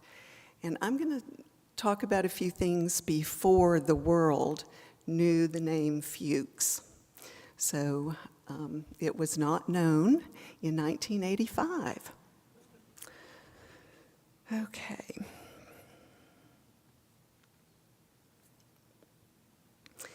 I know this is about Lynn, but I have to tell you a little bit about myself in order to set the stage. So I want to tell you how I first met Lynn.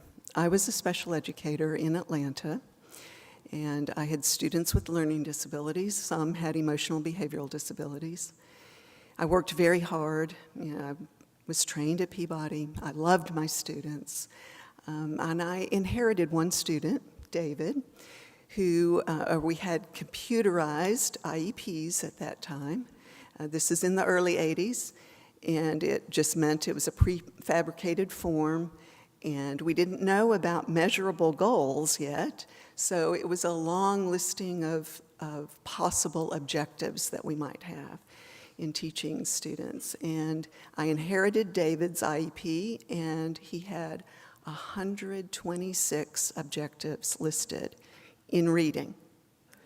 And so being the Peabody student that I was, Peabody graduate, I was confident I knew how to teach these reading skills. And I set up my charts, and I taught these skills, and I checked them off. But I asked myself, and I still remember this, how do I really know that he is integrating and using these skills well, and that he's really becoming a better reader? How do I know that he's making the sufficient progress that he needs to make to be a strong reader? And then another student who kept me up at night was a student with a very serious math disability. And I tried very hard. I used explicit instruction. I worked on trying to develop underlying conceptual understanding, and I taught self-regulatory behaviors, but I still had great difficulty with this student. So this is where I was, and I enjoyed my teaching, but then I decided it was time for me to work on a master's degree, and I contacted a former professor, Susan Hupp. If anyone knows Sue Hupp, she had a grant, a personnel training grant, and she gave me a position, and she said, "But Pam, I'm leaving. I'm going to the University of Minnesota. I would take you on as my student. I would give you work, but part of the condition of accepting this position is that you have to work with a researcher at Peabody So someone has to take you on, and I can't be your advisor. So Mary McAvoy was assigned as my master's advisor. If you know Mary, and she was energetic, bubbly. I loved Mary. And these were the days, of course, before Skype and Zoom, and I'd drive to Nashville from Atlanta just to meet with Mary so we can talk about my program and what I needed to do. And I shared my dilemma. I said, I need someone to hire me, or I can't accept this position. And she said, well, there's this cute little husband-wife team who just arrived, and they have 2 grants. They brought in 2 grants, and I know they're looking for research assistants. I just can't remember their names. I'll find out and get in touch with you. So I get this call from Doug Fuchs a little bit later, and we chatted, and by the end of the conversation, Doug had hired me. So I thought, okay, this is great. So I end up moving to Nashville. I go and see Doug in his office so that we can get acquainted. We did for a while, had a good conversation, and then he says, I must take you to meet my wife, Lynn. So he walks me down the hall, and he leaves me.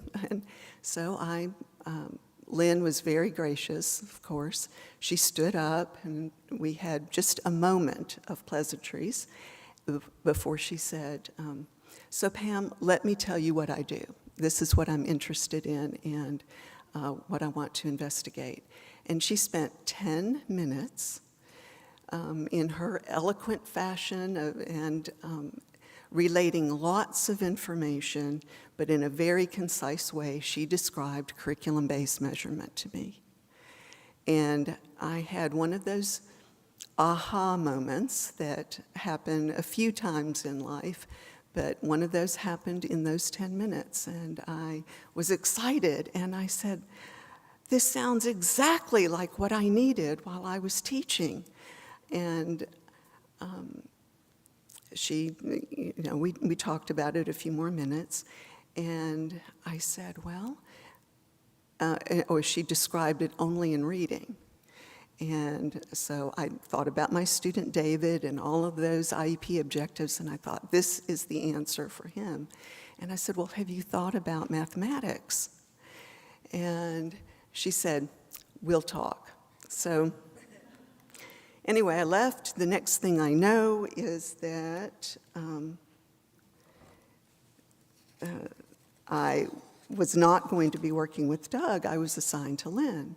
And she hands me an article that had not come out yet. This was 1985, but Stan Dino's seminal work on curriculum-based measurement and summarizing the research base at the University of Minnesota. Lynn gave me a draft. I'm sure she probably gave feedback to Stan at the time. But I didn't know about CBM, and so I eagerly read this paper. And the very next week, I get to meet Stan. Lynn and Doug brought Stan to Peabody for a week every year to consult on their grants. And so it was such a privilege to be able to listen to them. Lynn and Doug graciously invited us to all of the sessions. Anytime we weren't in class, we were allowed to come into the conference room where they were working. So to listen to them talk about the research results and how that turned into next steps of investigation was something that I looked forward to every single year. After that first year, Joe Jenkins also came. So we had Stan and Joe.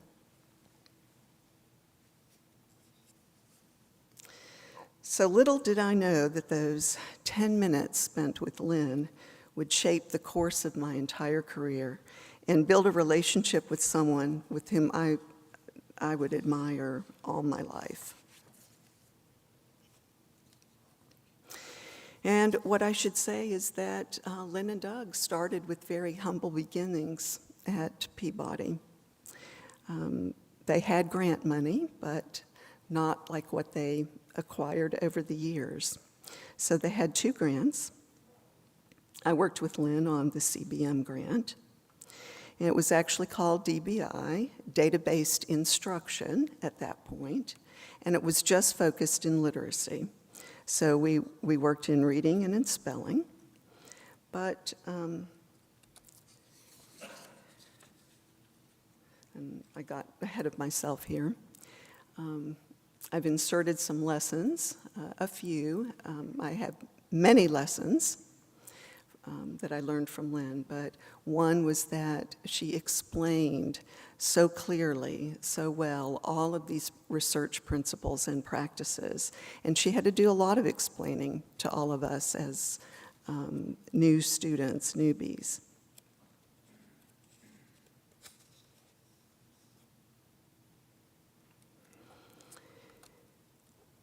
Although it took me a while, I realized that Lynn modeled the research process from the very beginning. She showed us how important it was to define the problem and to collect data to verify that and turn to the research. What do we already know? But then what else can we do? What kind of innovation can we try to make this better? And of course, disseminate that work. And, you know, it's like rinse and repeat. So these lessons were very valuable, but we saw them played out in Lynn's work.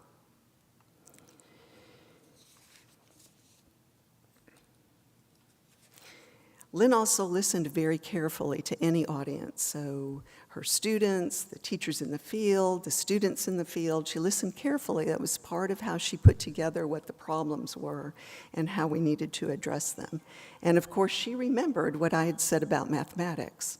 And so she said, I think we need to work on a mathematics program as well in CBM.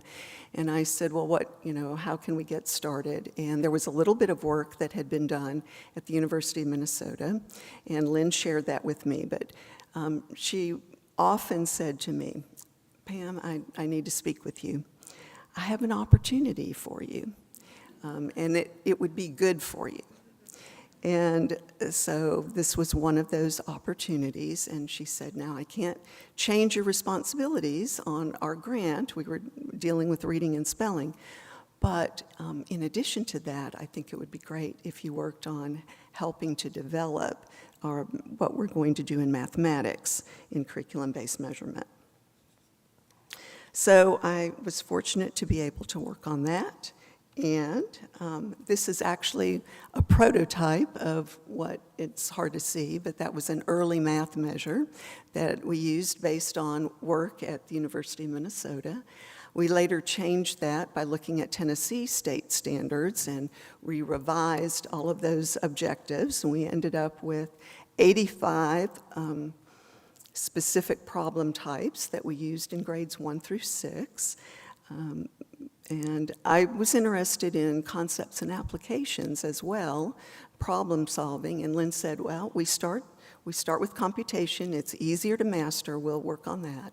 Our teachers were very receptive to this. In fact, we changed the order of how we worked with our teachers when we brought them in for in-services prior to our studies. And we started teaching math before we taught reading with CBM because teachers could understand the skills base with math, and it made sense to them trying to address these different math skills and look at achievement toward the long-term goal. It was still, it's hard to look at 1-minute readings in passage reading fluency and that represented a student's overall reading achievement, although we all know that it does in here. But we had some feedback from teachers where that was really difficult. In my first year, Lynn said, Pam, I need to talk with you. I really think that you need to stay and work on your doctorate. And I had not considered that at all. My master's support was for 2 years, and then I was going to return to the field. And I just said to Lynn, well, I laughed is what I did. I knew I wasn't prepared for that financially or otherwise. And I made some glib response like, well, you find me the money and I'll consider it. So the next thing I know is that Mary McAvoy had found some scholarship that, a Peabody scholarship, and the special ed faculty hadn't used it. They didn't know about it. So my name got submitted. I ended up receiving this Peabody scholarship, and I'm sure that that was Lynn's doing, and I will be forever grateful. I had this gift just dropped in my lap. Well, thinking about our work, we used what happened in the field. It's probably my cue that it's about time. I'll try to speed this up. This is very, very hard for me. Lynn and Doug Doug had a grant too. I had the pleasure of working with him as well. I didn't know that right away. Lynn said, Pam, I need to talk to you. And I have this opportunity. Actually, she said, we have an opportunity for you. It's not going to change anything you're doing on this with CBM, but Doug is short on research assistants, and we think it would be good for you to be one of his research assistants too. So for 2 years, I got to work with Doug. And in my first class in experimental design, we learned SPSS, and of course we had to write that code. We were using the mainframe. And we were transitioning to PCs, and Lynn thought that I had the skills to work on that, and we had a PC in the office, and she said, well, I'm going to oversee this. I want you to practice using SPSS, and we'll use Doug's data sets to practice.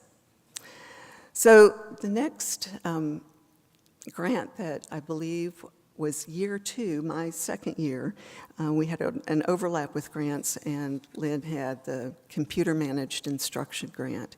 And so then our work focused on computerizing all of the CBM measures. It led, the one result led into the next study, where we eventually moved from individuals skills profiles, individual students, to class-wide progress monitoring, and trying to help teachers, gen ed teachers, figure out better ways of working with this academic diversity that they now had in their classrooms. And peer-assisted learning strategies was one of those. So there was a team, including some people in here. I see you, Tricia, working on PALS in reading, and Lynn says, Pam, I need to talk with you. And she said, what do you think about working on PALS in math? So that was another project, another opportunity that I got to work on.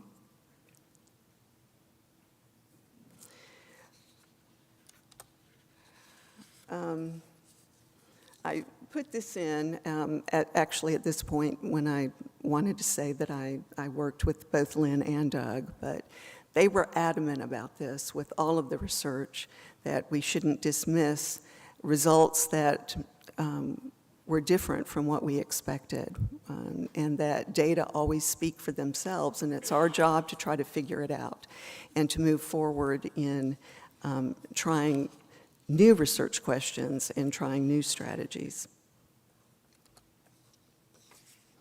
I put this picture in here, and I should mention that Keith Winery is in the back of the room, but Lynn and I continued our fruitful relationship across the years. I have Lynn to thank for so many more opportunities that she provided to me, but she would talk to me about, she said literally, we have an army of students and staff that we are employing as a part of our grants. And she said, you won't believe this, Pam, but we actually have a bus, a CBM bus that we use, and it would park in the school lot, and students would cycle in and out to take their measures. And I could hardly believe this, but where all that started really was with this small research team. The core group, there were some master's students and doctoral students who were in and out of the projects. They might have spent a year with us. But the core group really was Keith Winery and Carl Ferguson, who has now passed, and Rose Allender and I. I would love to see Rose again. Early in my program, I remember commenting, I was in Doug's office, and I remember commenting on the quilt that was hanging in his office. And he said, "Oh, Pam, Lynn made that." And, it was beautiful. And I talked to Lynn about it, and Lynn smiled, and she said, "Well, Pam, I used to make quilts, and now I make papers." And papers she did make.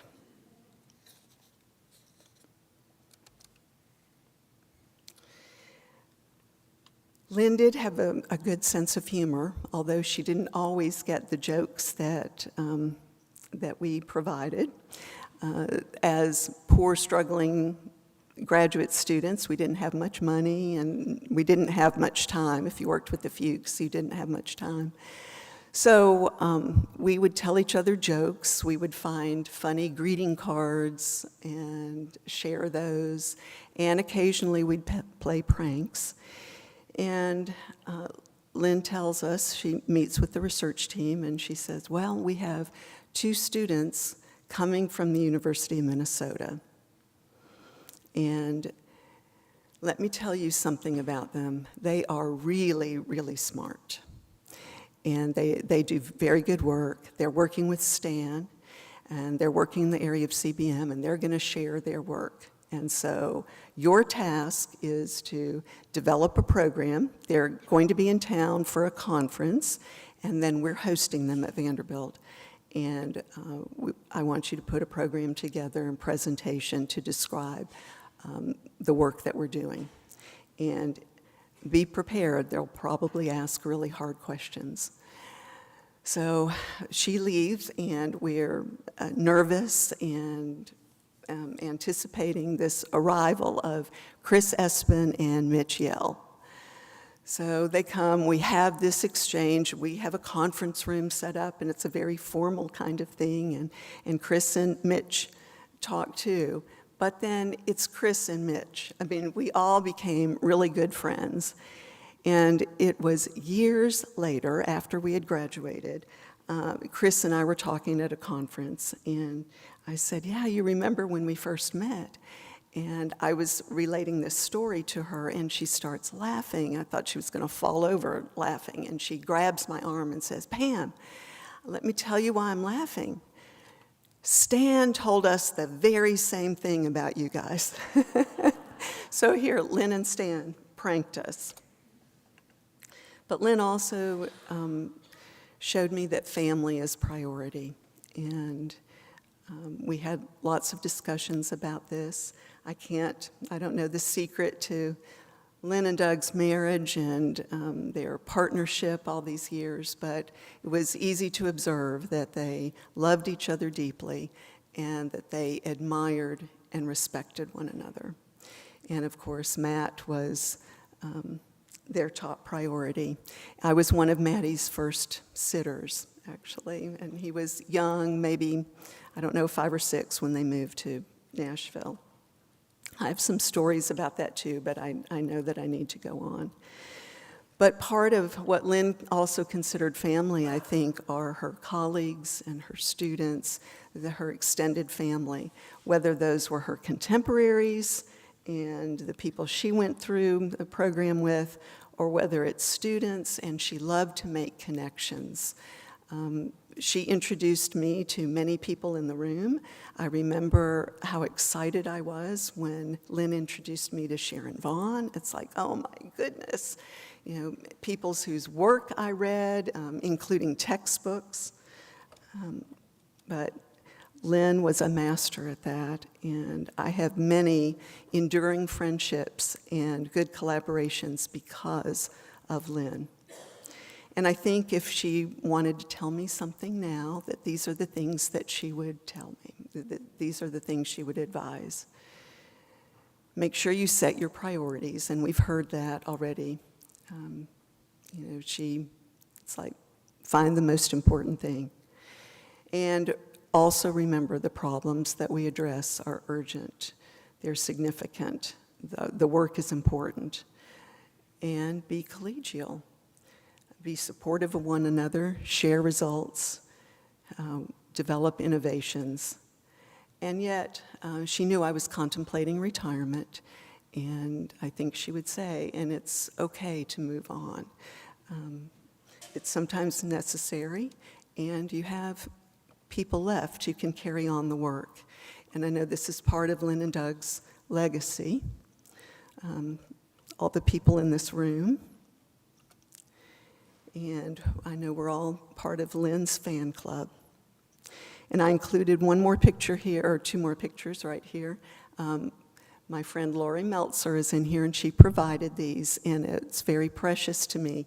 I did not have a picture of Lynn hooding me until this week. I know it's hard to see, but that is Lynn hooding me. And Lori and Keith are in the picture there. They witnessed it. It's a crowning moment in my life. And so to Lynn, she was my mentor, my friend, and I'll always be grateful for all the lessons that she taught me. But I'll always love her for who she was and is to me, and how she helped me to become the person that I was meant to be. Thank you.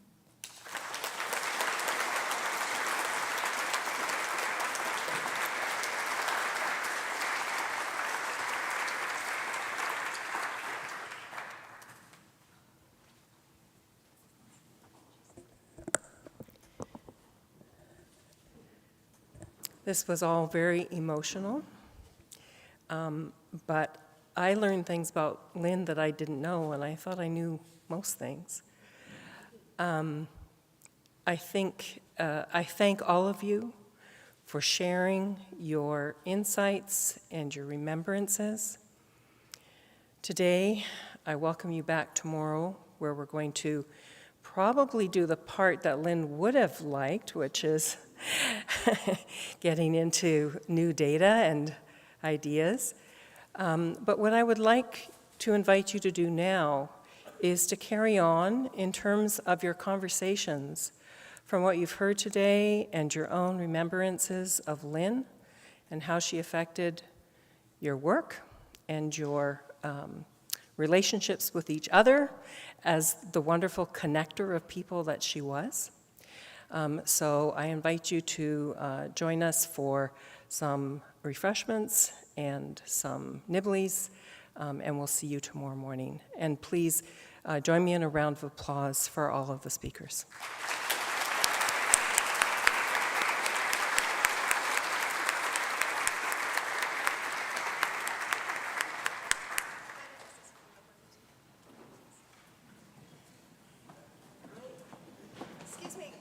Before you go over there to the table to get some wine and some cheese, I just want to reach out and thank all of you for being here today. You all know how well and how close I was with Lynn, too, and it makes me so happy to see all of you here and how you have traveled from across the country to be here to support my dear friend Doug Fuchs and to come here and to raise a glass in her name and to celebrate her work. So thank you all for being here today. I appreciate that.